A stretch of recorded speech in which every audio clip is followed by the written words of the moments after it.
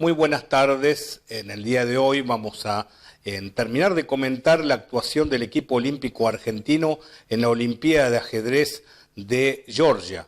Y también en un segundo bloque vamos a seguir con el tema de algunas anécdotas ajedrecísticas de mi trayectoria ajedrecística. Y bueno, vamos por el primer paso. Argentina terminó de participar en esta nueva Olimpiada jugada en Georgia, con la actuación del puesto 41 sobre 150 participantes.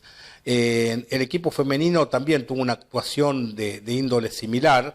Creo que en algún momento se había creado mayor expectativa. El equipo argentino estaba preclasificado en el lugar 21. Se pudo haber esperado una actuación final porque bueno, sus jugadores tenían un promedio de elo muy alto. Bueno, por ejemplo, el equipo olímpico argentino, recordemos que estaba formado por el mayor elo del país, Sandro Mareco. Después estaba en su formación Diego Flores, 6 veces campeón argentino. Estaba Fernando Peralta, que reside en España habitualmente. Y luego en los jóvenes, Diego Pichot y Pérez Ponza. Yo creo que es un equipo que había creado expectativas porque me parece que son los 5 mejores jugadores del país. Se reúne de alguna manera experiencia, en el caso de Peralta o en el caso de Diego Flores, como un talento impresionante de su primer tablero, Sandro Mareco, con digamos, ya entrando en los 100 mejores jugadores del mundo por su ranking internacional, y después 2 jóvenes grandes maestros de arriba de 2.500 puntos elo, Pichot y Pérez Ponza, que no tienen techo, que son grandes figuras, son jóvenes de 20 y pico de años, 23, 20 años, o sea que tienen un crecimiento que puede ser sostenido y que no tienen techo.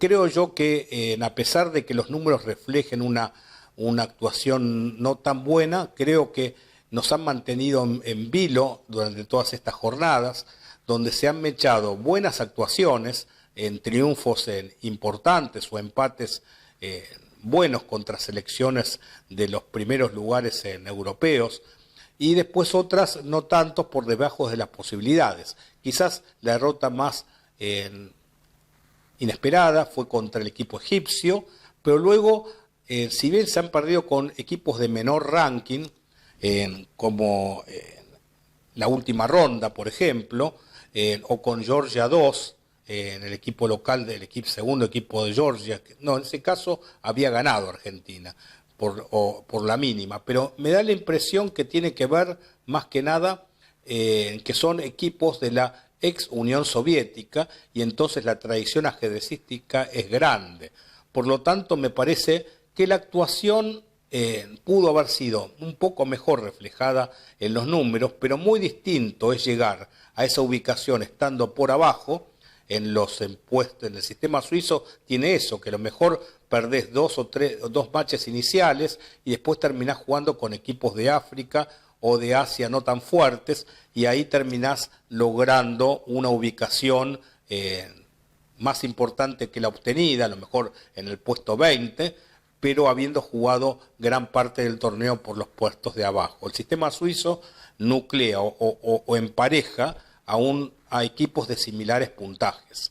Por ejemplo, si en un torneo vos tenés, obviamente los 150 no juegan entre sí, pero por ejemplo, en un momento del torneo, si uno tiene 4 matches ganadas y 2 matches perdidos en la séptima ronda, va a jugar con otro que tiene una situación similar, o que tenga, habíamos dicho, 4 y 2. También podría ser 5 y 2 empates.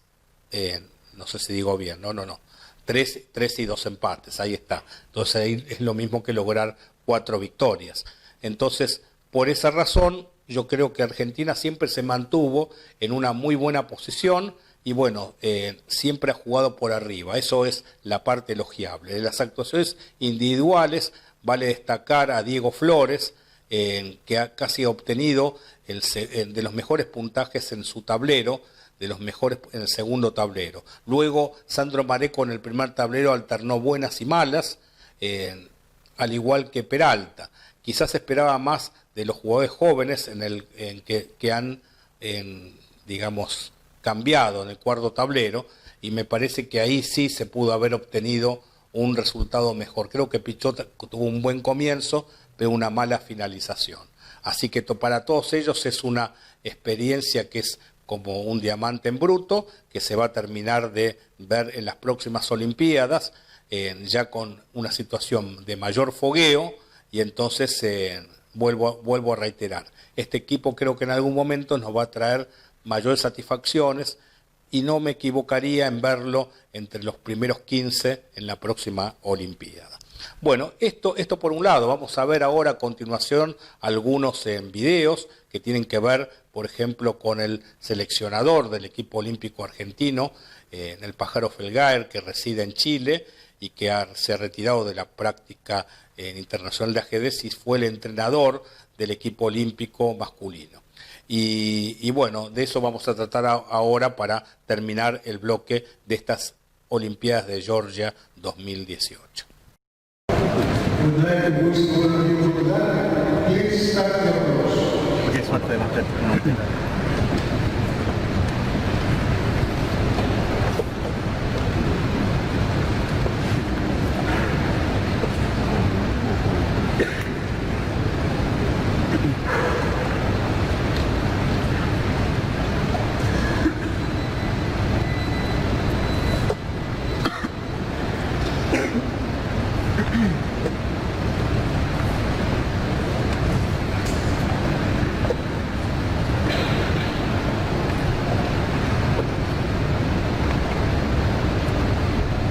Estoy junto a Julio Granda Zúñiga, reciente vicepresidente de FIDE. ¿Cómo estás, Julio? Muy bien, un cordial saludo a todos. Evidentemente muy contento después de que nuestra lista haya ganado las elecciones aquí en Batumi, y por supuesto no solo el optimismo que tengo, sino creo que hay indicios muy favorables para el ajedrez. Creo que el hecho de que un candidato de la magnitud de don Arkady Dvorkovich sea presidente va a generar muchas cosas positivas para el ajedrez, y obviamente hay que trabajar para que eso se logre. Bien, también comentarte que hay muchísima gente en Latinoamérica súper contenta desde Perú. ¿Cuál es el mensaje? ¿Cuáles son las principales propuestas en las cuales va a basar ahora tu vicepresidencia? Sí, el mensaje de compromiso con el ajedrez. Obviamente no es fácil cambiar las cosas, no hay que decir cosas que no corresponden, y por supuesto hacer un llamado de unidad. Nosotros somos una familia. En el caso de América es un gran continente en los que tenemos muchísimos vínculos, sobre todo con esa gran patria latinoamericana. Entonces tenemos que unirnos más que nunca, ¿no? De poner actitudes que no son positivas, mirar hacia el futuro con optimismo, y creo que si conseguimos generar ese entusiasmo que nosotros lo tenemos, vamos a hacer que el ajedrez en América tenga un despegue importante, porque es evidente que hemos estado rezagados con relación, obviamente Europa, que siempre ha tenido mucha tradición, pero Asia nos ha estado claramente superando. Entonces, trabajando todos juntos, como decía, vamos a lograr que el ajedrez en América pueda tener un papel mucho más importante, ya que no solamente es la cuestión competitiva, que siempre es importante, sino también el gran vehículo que puede ser el ajedrez para generar una mejor sociedad. Fantástico. Bueno, que tengan una excelente gestión y gracias nuevamente. Ya, muchas gracias, un abrazo a todos. Muy buenas a todos, soy el maestro internacional Benjamín Mela y vamos a tener una charla exclusiva con el capitán del seleccionado argentino, de la delegación argentina en Batumi, el señor Rubén Felgaer. ¡Tarán! Hola, sí, ¿cómo estás? ¿Cómo le va? ¿Bien? Muy bien. Bueno, queríamos tener una charla, hacerte algunas preguntas, ahí pusimos lo que es en las redes sociales, ciertas cosas, dudas que tiene la gente, que quiere saber cómo es la delegación, cómo se eligen los jugadores que van a integrar el plantel y todo eso. ¿Te parece que hagamos una especie de ping-pong de preguntas y respuestas? Por supuesto. Muy bien. Señores, con ustedes el gran maestro Rubén Felgaer. ¿Cómo se escucha? ¿Bien? ¿Se ve bien? ¿Todo bárbaro? Vamos a arrancar por la primera. La gente escribió, voy a empezar por este y después le van a poder ir consultando. A ver, son tantos. Tum, varios preguntaron si te vamos a volver a ver como jugador del seleccionado, ahora estás como capitán. Bueno, primero tengo que ver si voy a volver a ser jugador, ¿no? Después del seleccionado es algo más difícil porque no depende solo de mí, hay muchos jugadores muy fuertes y entrar en el equipo siempre ha sido un honor y algo difícil de conseguir. Así, si bien durante mi carrera en todas las Olimpiadas que tuve la oportunidad en todas logré clasificar, pero bueno, eso no quiere decir que... ¿Cuántas Olimpiadas jugaste, Rubén? ¿Te acordás más o menos? Creo que 7. Creo que 2002, 2004, no sé. Perdón por los dedos, ¿no? Sí, no, vamos 2 en 2. 2010, Grande, bueno. Sí, 7 de jugador y 1 de entrenador. La pasada más esto. Bien, bueno, varios, digamos, algunas preguntas van a ir referidas a esto de jugador, así que bueno, un poquito irme echando. No, ¿sí?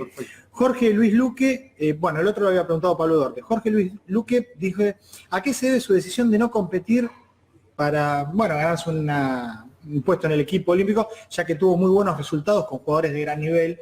Aprovechamos. Bueno, muchas gracias por el comentario. No, yo llevo desde el último campeonato que jugué seriamente, fue en el 2015, fue un campeonato nacional. Sí. Pero ya cuando fui a jugar fue más bien, en esa época era el campeón, había ganado en el 2014 y fui un poco, sentía el compromiso de jugar ese torneo, pero ya había tomado internamente la decisión de alejarme un poquito de la competencia para poder dedicarme a pleno a mi faceta de entrenador, que es algo que me encanta. ¿Lo disfrutás? Sí, me encanta, totalmente. Sí. Feliz. Y así que quería poder concentrarme más en eso y hacer un paréntesis como jugador, pero bueno, eso no quiere decir que el día de mañana no pueda volver si es que lo deseo. Se te ve, bueno, yo que estoy ahí viendo, no te despegás de los muchachos ni un minuto, vas a buscar el agua, estás tenso ahí caminando, mirando todas las partidas, lo vivís de otra manera, pero con alegría. Igual, sí, uno, la verdad que yo hoy lo hablaba con los chicos, que uno termina la ronda y me siento muchas veces más cansado que cuando jugaba las partidas, ¿no? Pero no es como una queja ni nada, lo disfruto realmente, un placer tremendo y es un honor estar ahí. Pero uno como que de afuera a veces también como que lo vive con mucha intensidad y intentando colaborar en todo lo que se puede, pero bueno, lo otro, el agua, todo eso son detalles, la verdad. Sí. Es por hacer algo, ¿no? Grande. Pero no es algo importante. Pregunta interesante, Ignacio Bernard, no sé si usted se acuerda. Sí, gran amigo. Saludos al capitán, que cuente alguna anécdota de Córdoba. Saludos, que no entendemos. No, bueno, con el Nacho Bernard nos conocemos hace mucho tiempo, desde que jugamos juntos para Banfield. Bien. Creo que eso fue en el año 94. Por ahí tenemos muchísimas anécdotas, pero bueno, hay ciertas cosas que es bueno que queden en la privacidad. Me parece fantástico. Pero tengo muchos recuerdos muy positivos de un viaje que Correcto, estuvimos juntos en Córdoba, creo en el año 2000. Vamos, Nacho, Rubén. Un abrazo grande. ¿Cómo hicieron para tener un excelente jefe de prensa? Pregunta. ¿Cómo hicieron para tener...? Benjamín me la pregunta. Ok. No, siguiente. Bueno, fue una gestión, fue muy difícil de conseguir, la verdad que... ¿Por qué no fue el equipo? Ya nos lo peleamos con la India, muchos equipos que estaban ahí pidiendo tu pase. Pero... Daniel Langier. Recuerdo cuando Rubén tenía 13 años y fue el cuarto tablero de Banfield en la Copa AFA. Bueno, compartió ahí. Quisiera saber qué recuerda él de esos tiempos. No, bueno, justo, mira, qué casualidad, pues estaba parece todo armado, pero no, te lo juro. El equipo era Daniel, que era como el capitán y el que armaba un poco el equipo, Daniel Langier. Sí. Después estaba Agustín Bonaveri, estaba Nahuel Díaz, estaba Nacho Bernard y yo era el cuarto tablero. ¿Qué pasa? Que tenía como 13 años, como decía él, y era como se armaba por el ranking nacional. Sí. Me acuerdo que el cuarto tablero era SNG. Y era hasta 1900 y yo tenía 1899, así que era un asesino un buen fichaje. Que para mí fue espectacular, porque me acuerdo, de verdad que es una buenas anécdotas, recuerdo increíble. En particular pasó que ganamos 2 años seguidos, pero fue 94-95 me parece, la Copa AFA, sí. Y de hecho una de las anécdotas que cuento que era muy divertida es que no sé si la primera o la segunda vez que ganamos nos dieron el trofeo, nos hicieron en un partido en la cancha de Banfield, el presidente. Está la foto ahí, Está la foto. Pusieron la foto. Y fue en medio de un partido, o sea, o antes que comience un partido entre Banfield y San Lorenzo. Creo que terminó 5-2 en contra. Pero recuerdo que hicieron el anuncio y el hinchada empezó como a victoriar. Bien, vamos todavía. Muy buenas anécdotas, muy buenas historias. Y lindas historias. Sí, vamos con otra. Te manda. Bueno. Walter Fabián Bernardo. Pregunta de Rubén. ¿Juega Marico mañana? Bueno, la formación ya les dije que hasta mañana a las 10 de la mañana la va a no se puede decir, por más que sospecho que Indonesia no estarán viendo este reportaje. Pero no, bueno, ojo, no subestimes el poder de las redes sociales. Sí, una cuestión lingüística, digo. Pero por disciplina no lo vamos a decir, pero bueno, digamos que Sandro es un jugador importantísimo y pueden tener la idea de que va a jugar una gran cantidad de partidos. Te hago una pregunta que quizás todavía, bueno, como yo puse el cartelito de la entrevista hace muy pronto, porque hay un minuto acá terrible, muchos se preguntan, en este caso, bueno, Walter suele preguntar siempre, ¿tiene que jugar Mareco todas las partidas y Flores, que viene en un nivel altísimo, todas las partidas? ¿Cómo forma Argentina el equipo que va a jugar, por ejemplo, mañana? Se va viendo, es algo que se va viendo ronda a ronda y se va viendo el mejor equipo posible. ¿Y eso depende de qué? Ronda. Depende de muchas cuestiones, entre las cuales no solo está la forma y la fuerza de cada jugador, que es algo, bueno, está el elo, que es algo objetivo, pero bueno, el jugador como fluctúa en su fuerza, no todos rendimos todo el tiempo al mismo nivel, pero también tiene mucho que ver con la parte anímica y con la parte del desgaste energético, a veces que un jugador está más cansado que otro. Incluso a veces cuando no es tan claro, en casos muy particulares también depende del rival específico que puede tocar, una cuestión técnica de aperturas. Sí. Pero eso es más difícil porque es una especulación que a veces uno no sabe exacto el rival porque no lo tiene hasta el día siguiente, ¿no? Claro. Pero claro, por ejemplo, obviamente, si es el caso de Sandro, y yo me imagino que varios se preguntarán que no jugó la última ronda, creo que pude leer por ahí una pregunta recurrente. Obviamente es el jugador número 1 de Argentina indiscutido y tiene mucho sentido que juegue una gran cantidad de partidas. En la última él estaba un poco cansado, había tocado 2 partidas difíciles que perdió el consecutivo y fue un poquito también como expresó el deseo de preferir descansar. Bien, bueno, ese es un buen dato. Fue por ahí. Sí. La gente se escucha bien, lo pregunto por última vez, más o menos, porque estamos estrenando también. O sea, obviamente todos están dispuestos a jugar, pero bueno, también es un equipo compacto y parejo, o sea que si un jugador sale, se espera que el resto del equipo funcione bien. Bien. Este tipo de cosas me parece interesantísimo que lo nombrás también, porque el cansancio de los jugadores, todo eso, la gente generalmente mira el Chess Result, obviamente lo está siguiendo desde Chess 24 el torneo, y mira el resultado y quizás, bueno, tal vez, no digo que haya un caso en particular, pero por ahí uno jugó mal y ganó, el otro jugó fantásticamente bien, perdió. Sí, depende de muchas cosas. ¿No? Quiero aclarar que todos los jugadores tienen toda la predisposición para jugar todas las partidas si es necesario, no es que acá no hay nadie que dice, no, yo no quiero jugar, o quiero esto, lo otro. Pero bueno, a veces uno va viendo como el estado anímico y también todos los jugadores es un torneo largo y a veces se requiere como cierto descanso como para recuperar la energía. Sí. Y hay una mínima rotación por eso, ¿no? Bien. No es que nadie ni está enfrascado en querer jugar todas las partidas, ni está en no juego, no tengo ganas. ¿Se charla entre los jugadores y vos tomás la decisión o entre los 6, digamos, estoy hablando del absoluto, después también el femenino, más o menos se maneja esa metodología en la elección de los equipos? Sí, o más o menos. Las dos está también, en el absoluto está también Sergio Lipa, que está trabajando con nosotros, y básicamente se charla en grupo y después eventualmente la decisión recae en Sergio y en mí. Correcto. Vamos, seguimos. Muchas gracias por estar acá. Acá estamos, son las 12 de la noche en Batumi, por eso te agradecemos que te quedes hasta esta hora. ¿Por qué te dicen pájaro? Pregunta Renzo Gutiérrez. ¿Se puede decir? Sí. ¿Tucho Méndez tiene algo que ver ahí? Exactamente, es del Tucho Méndez, que es el maestro internacional de Torreblanca, que me conoce a mí de muy pequeño y me apodo, creo que la historia, como estaba comiendo en el buffet de Abel. Sí, que te acercabas así, comías una cosa así. Comía medio, muy girándome y eso junto con ciertos rasgos físicos que tengo, que ahí se verán. Bien, impecable. Tucho, bien.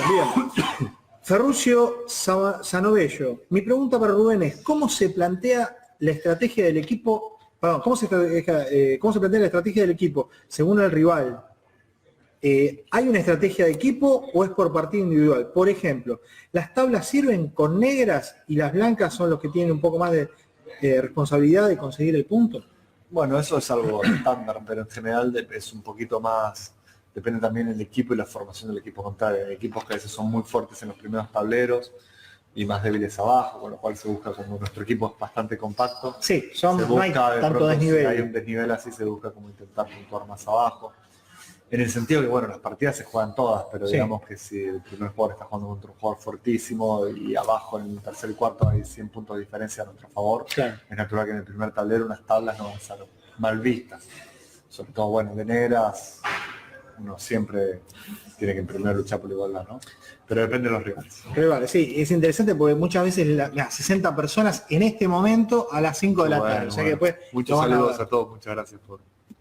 El otro día, hablando de esto de jugar de empatar de negras y jugar de blancas, me llamó la atención, o no, mejor dicho, no me llamó la atención, de que Rusia empató, jugaba contra Perú y empató rápidamente Nepomniachtchi contra Cori, de negra. Entonces uno dice, si lo hacemos tipo argentino, decimos, canta el himno, Nepomniachtchi, tenés que ganar, si llevas 100 puntos, y no es así la cosa. No, el ¿no? ajedrez no es así, es un juego que cada vez está más parejo y es muy difícil en esa partida, creo que fue una grufa, el Cori le planteó una variante que es como súper seca, el tipo no es tonto, sabe que si hace locuras, Sí. se les venían de perder un match con Polonia y justamente por 2 tableros que habían sido Kramnik y Jovenko, me habían arriesgado más de la cuenta, él venía de ganar, una muy buena partida, entonces, y Cori es claramente, si bien está en el segundo tablero, es el jugador mejor rankeado de Perú, así que Bien. fue un resultado bueno y le sirvió perfecto. Excelente. Seguimos con el pájaro Fegar.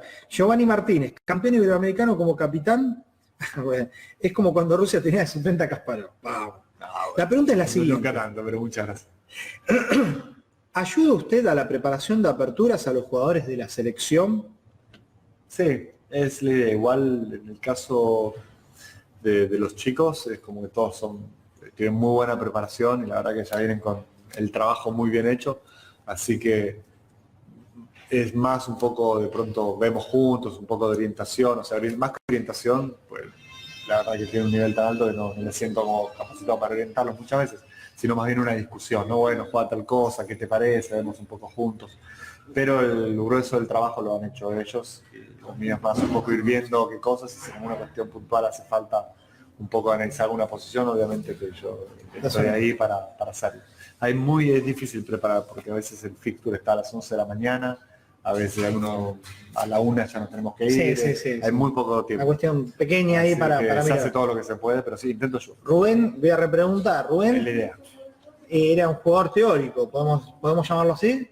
Tenía más fama de teórico de lo que era, en realidad. Esa es la verdad. El mito, Fegar, ahí con Un la... poco de mito de como Grande. no digo que no sea estudioso, pero no era tan teórico. No era tan teórico. Se decía que era más teórico. No, sí, todo el mundo, el pájaro te ganaba la apertura, decía. Ahí. No, me habría encantado, pero la verdad que Pero no. se veía un poco. Bueno, vamos a seguir. Alguna bien preparada, alguna defensa bien preparada. Fantástico.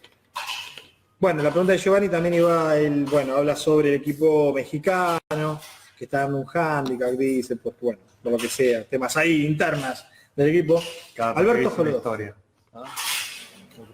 pregúntale algo más simple y que lo saque de las 64 casilleros.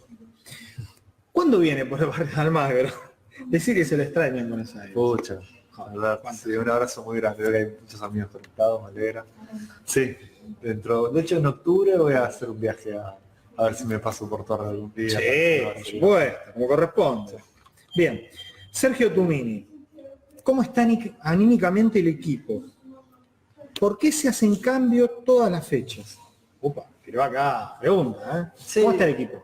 Sí, no, el equipo está bien, digamos que, o sea, la derrota con Egipto fue muy duro, era un match que sabíamos, o sea, con Ucrania perder, la verdad que igual esperamos puntuar, a mí nos dolió, no es que es un equipo que nos duele perder contra Rusia, contra cualquier, no queremos perder claro. ningún match y tenemos el nivel para no perder ningún match eventualmente.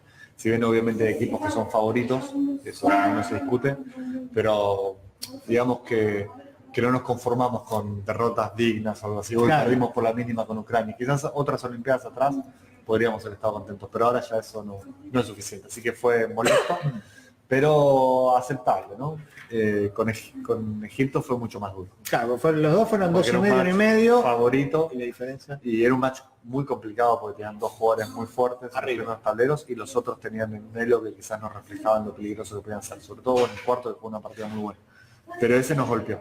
Ese golpeó, pero lo normal, uno golpea un poco, pero uno ya está acostumbrado, no es el primer torneo del juego y uno se recupera pronto. Y el día libre nos vino muy bien para Eso te iba a preguntar. Sí, vino bien. ¿Conviene o uno quiere jugar? Yo quiero seguir jugando porque si no me quedo maquinado todo el día. O sea, por un lado, antes del día libre es bonito ganar un match y como que irse contento y tener el tiempo para despejarse. Pero yo creo que en este caso nos vino bien, porque hoy pudimos hacer deporte, fue un día súper agradable y creo que los jugadores, me viste ahí paleteando. Vamos a subir fotos. Pero, bueno, súbala. El pon de mesa.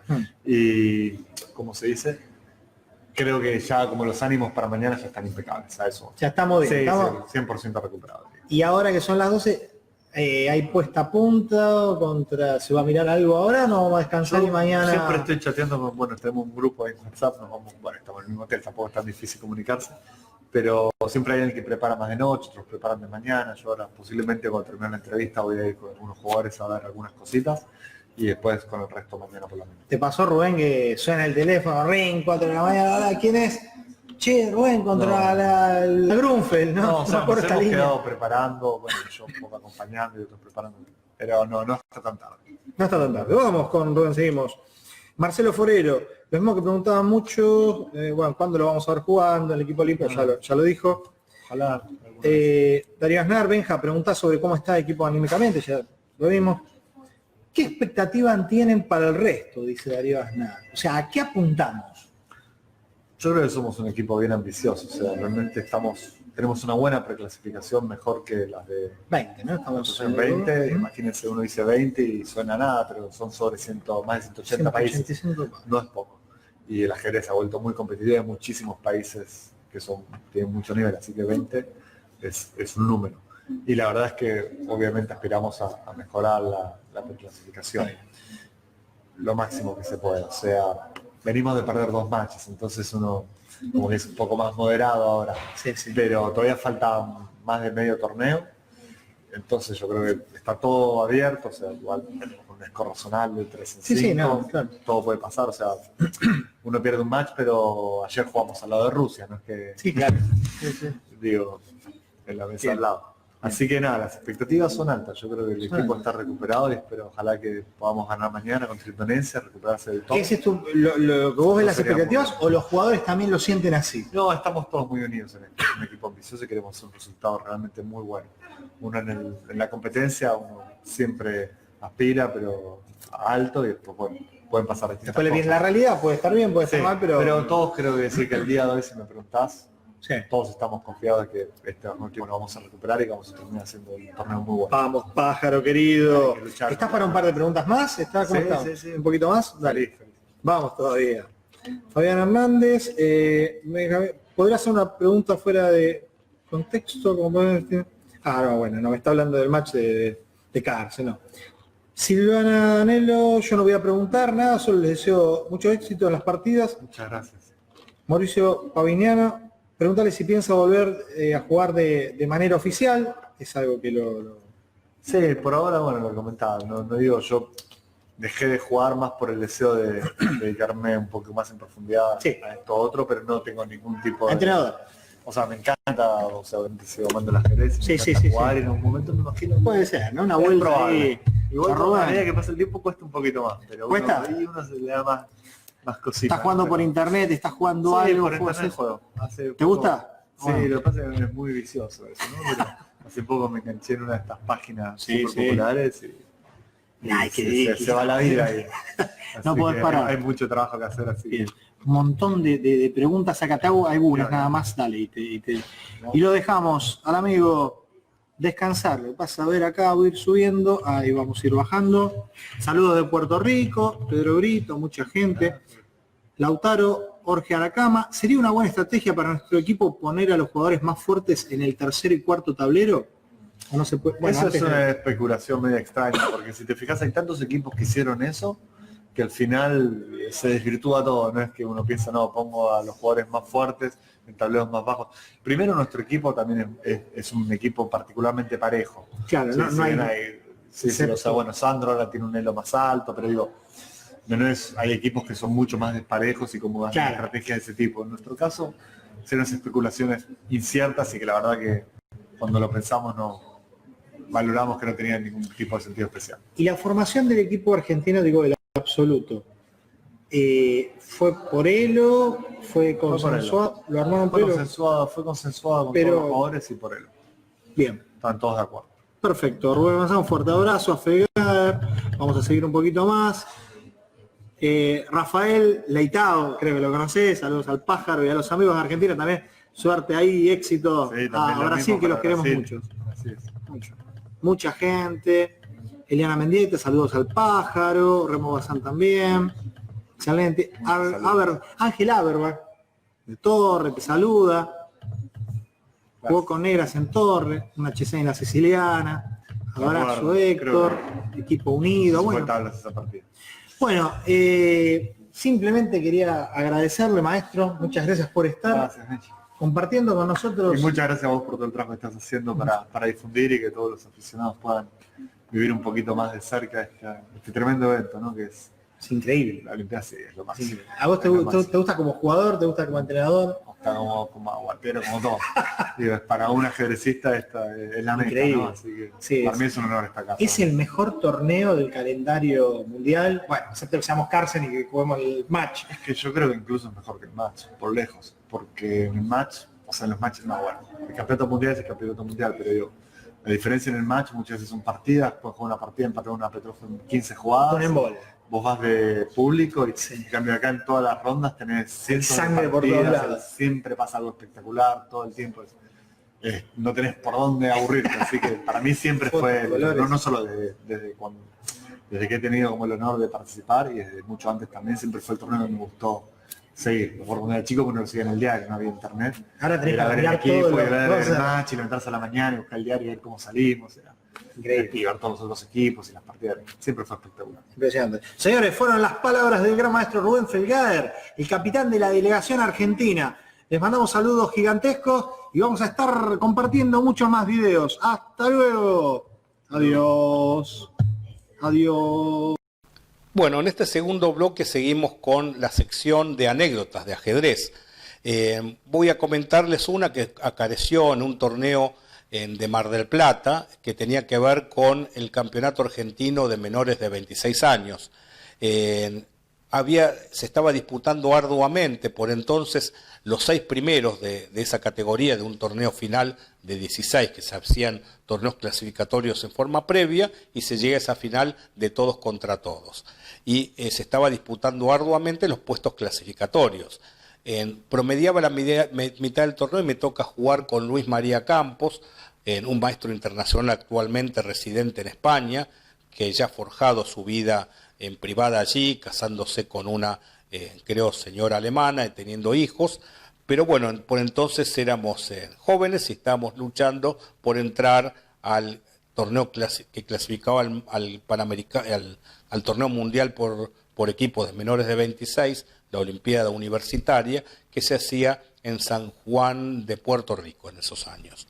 Y bueno, era una posesión pareja, en donde yo recuerdo que uno de los bandos, creo que él tenía calidad de ventaja, torre contra caballo, y yo tenía 5 peones contra 3.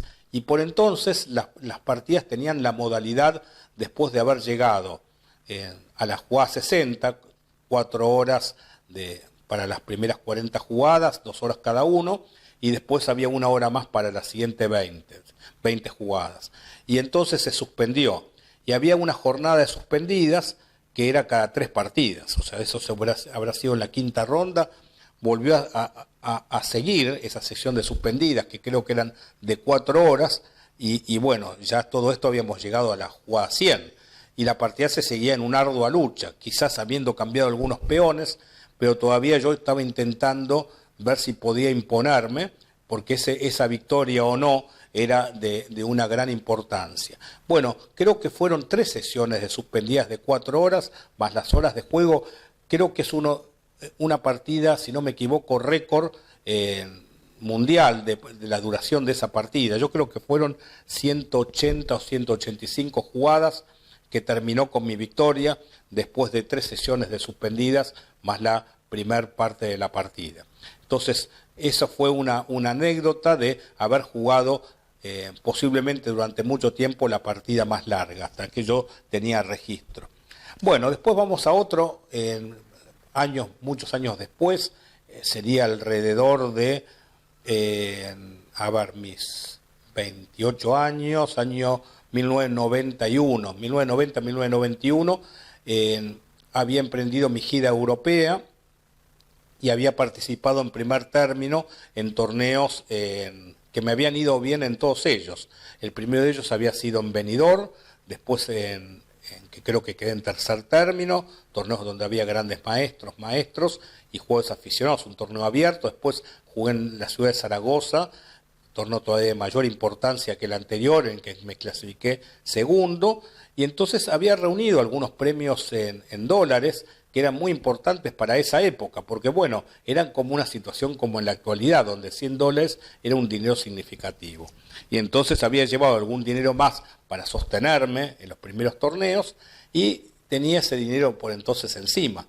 No se utilizaba tanto el banco y todo eso, o por lo menos no estaba en mis pensamientos. Entonces yo tenía algún dinero que para mí era significativo encima y había terminado de jugar en la Costa Azul, que era un lugar paradisíaco. Era un pueblo de la Costa Azul que se llamaba Jan-les-Pins y era cercano a lugares como Niza o Cannes, donde se hacen, bueno, el famoso Festival de Cine, no muy lejos de Monte Carlo. Todo eso habíamos hecho un traslado en tren junto a mi compañero Alejandro Hoffman, actualmente gran maestro.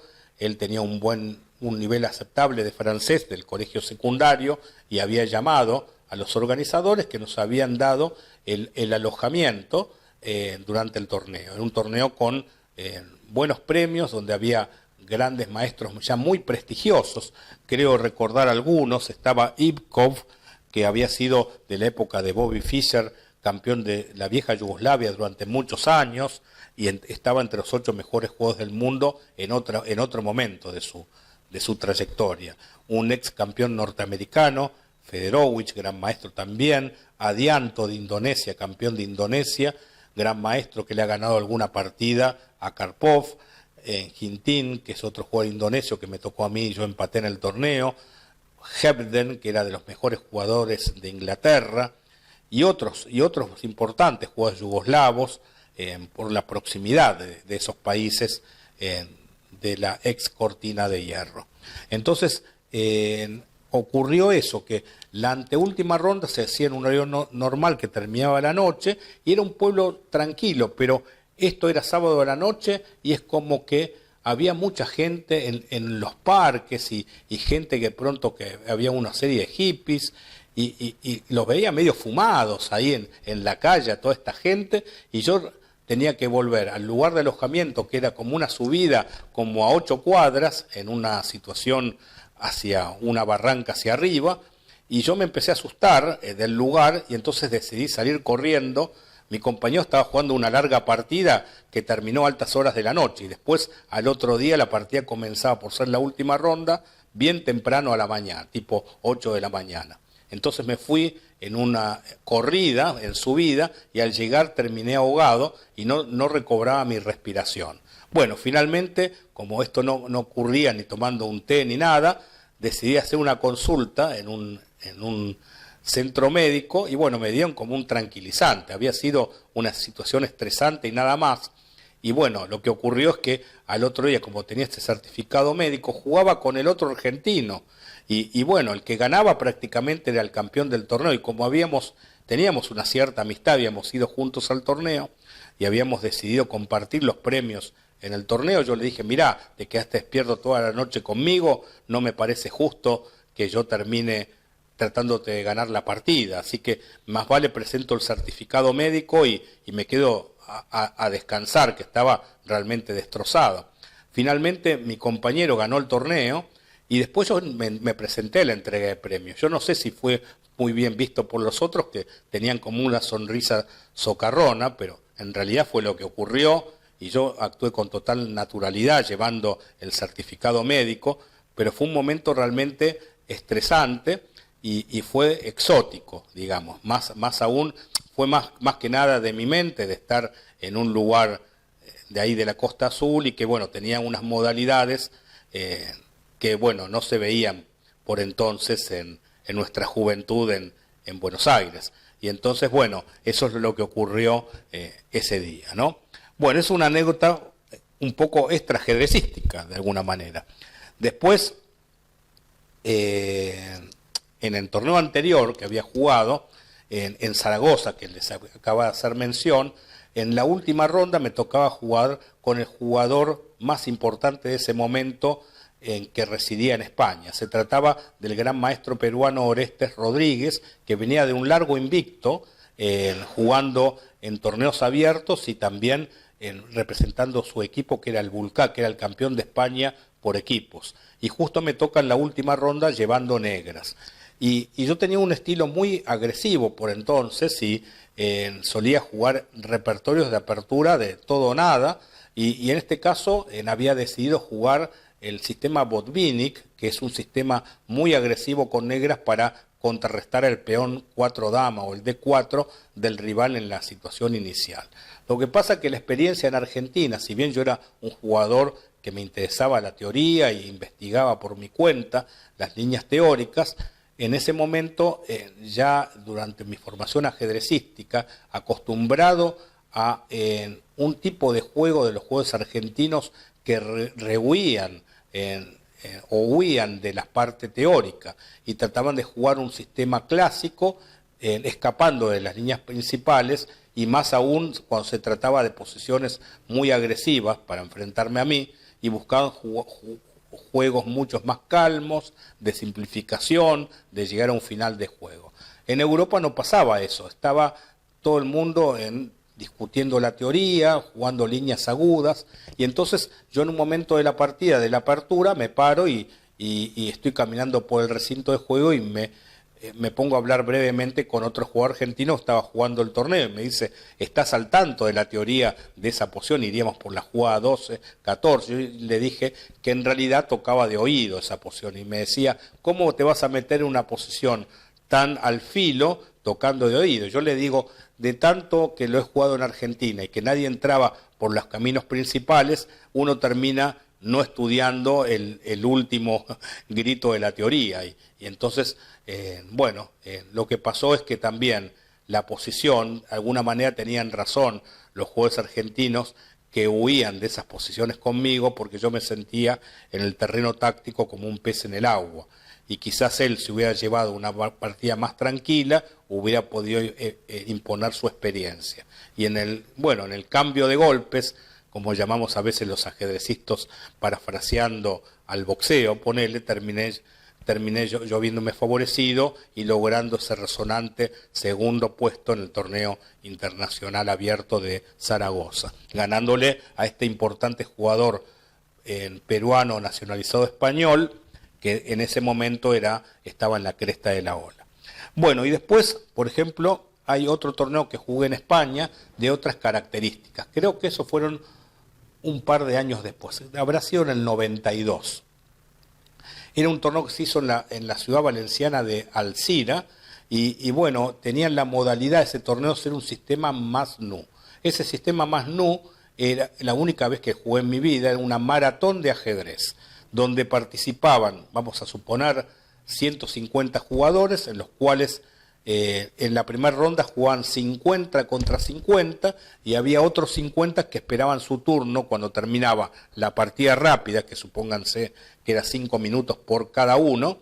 Cuando terminaba la partida, salía el perdedor e ingresaba en el tablero el que estuviera en la lista de esos 50 que estaban fuera del tablero, y se llevaba el cómputo de todas las partidas jugadas durante un día, que no recuerdo si eran 12 horas de ajedrez o 8 horas de ajedrez. Era una cosa como que empezó a la mañana y terminó a media tarde, y los que íbamos ganando no parábamos de jugar una partida tras otra. Yo recuerdo que estaba con un amigo catalán, el cual yo le decía, ante la situación, ya que era inminente, que estaba luchando el primer puesto, le decía a él, que estaba cerca de la mesa de control, que diga que yo ya había terminado si me mandaban con más rapidez un adversario.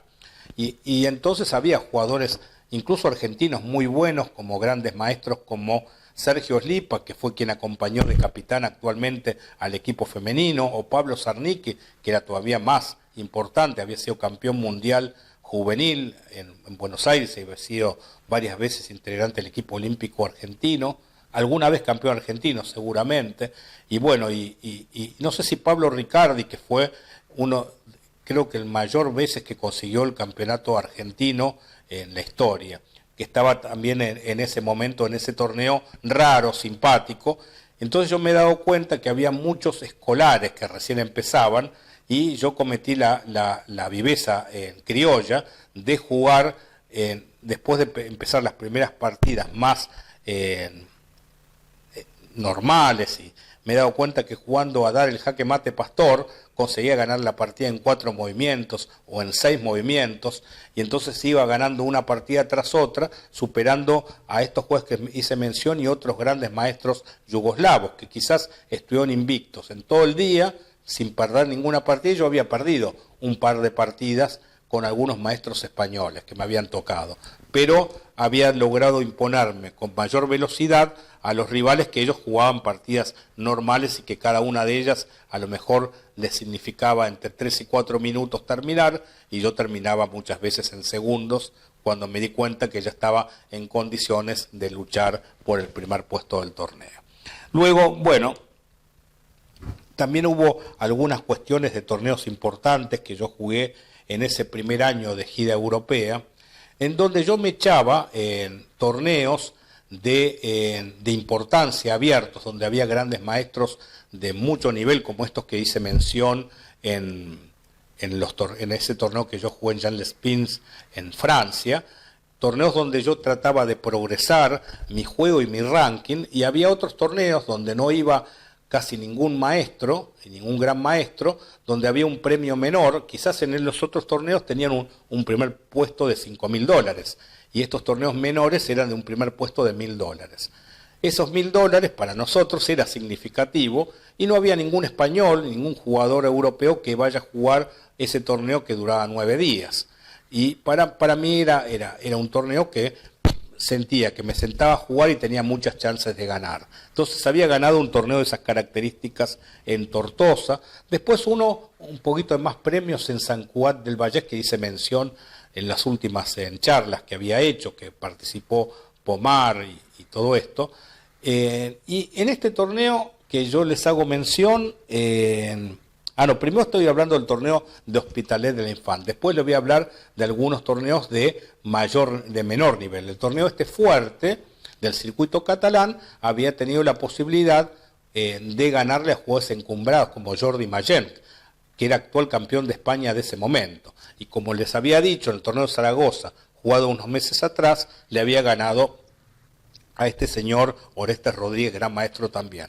Bueno, esos torneos después no eran enviados a la FIDE, no fueron enviados ese año a la FIDE. Yo no sé si era una ilegalidad, porque estaban prometidos el envío, decía, válido paralelo FIDE, y después muchas veces uno da a suponer que según el resultado, para proteger a algún determinado jugador, no se termina mandando, o porque hubo un olvido, una presentación fuera de término. Bueno, desconozco las causas, pero eso me habían perjudicado en su momento en alrededor de 40 o 50 puntos elo, porque en el momento que yo había vuelto de mi gira europea, después de mis 30 años, yo había entrado con un elo de 2425, y creo que tuve que haber entrado con 2460 o 2470 de elo internacional, que fue mi mejor momento después de esa gira europea, a mis 30 años. Y después les hacía mención también de torneos donde no eran tan fuertes y que ni siquiera estaban mandados para el elo internacional, como ese torneo que yo había ganado en el primer año en la ciudad de Tortosa, y creo que en este segundo año había elegido ir a un torneo a la ciudad de Mataró.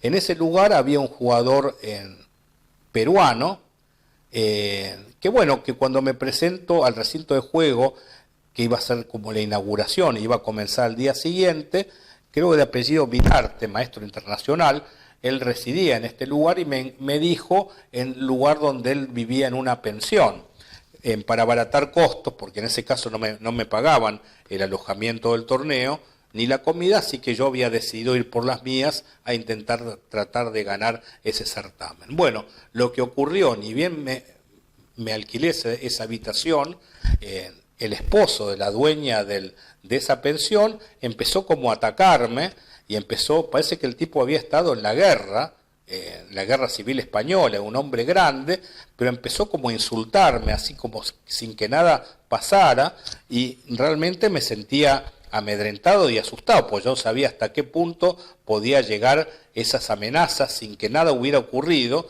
por solo haberme alojado en el lugar. Bueno, finalmente me ha golpeado la puerta a la noche del torneo y entonces yo decidí que en esas condiciones no podía participar, así que llamé a mi amigo catalán y vino a buscarme a las 5 de la mañana y huí del lugar, sin haber participado en el torneo que estaba por jugar. Yo no sé si ha sido un amigo de este competidor que yo podía tener, la cuestión es que justo di en un hotel que sin que nada hubiera ocurrido, el tipo, empezó a insultarme y me golpeaba la puerta de noche, y bueno, en esas condiciones tampoco se puede jugar al ajedrez. Son cosas muy raras que alguna vez en estas giras que yo he realizado me he tenido que topar con unos personajes realmente muy curiosos. Bueno, estos son, después en un torneo internacional que jugué de los fuertes en San Fernando de España, en el sur de España, cerca de Cádiz.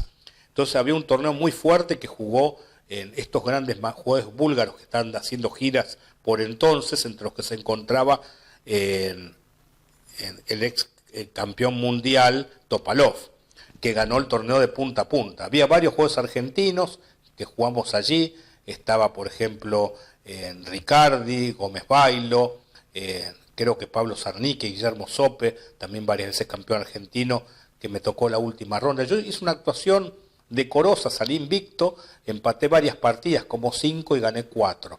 No llegué a ponerme en el podio, pues estuve en una posición expectante en la tabla de posiciones, pero lo curioso de ese torneo fue que durante el desarrollo del mismo fue la muerte de un famoso músico de flamenco, el Camarón de la Isla, que era como un personaje, como si dijéramos a nivel argentino, Charly García o Spinetta en otra época, que era como un cantante popular muy conocido en el mundo del flamenco. Entonces hubo en las calles como un duelo generalizado y que la gente había salido ahí, cosa que me había impresionado, porque bueno, yo aparte desconocía de la popularidad de tal cantante, y bueno, era la tierra donde el hombre había nacido.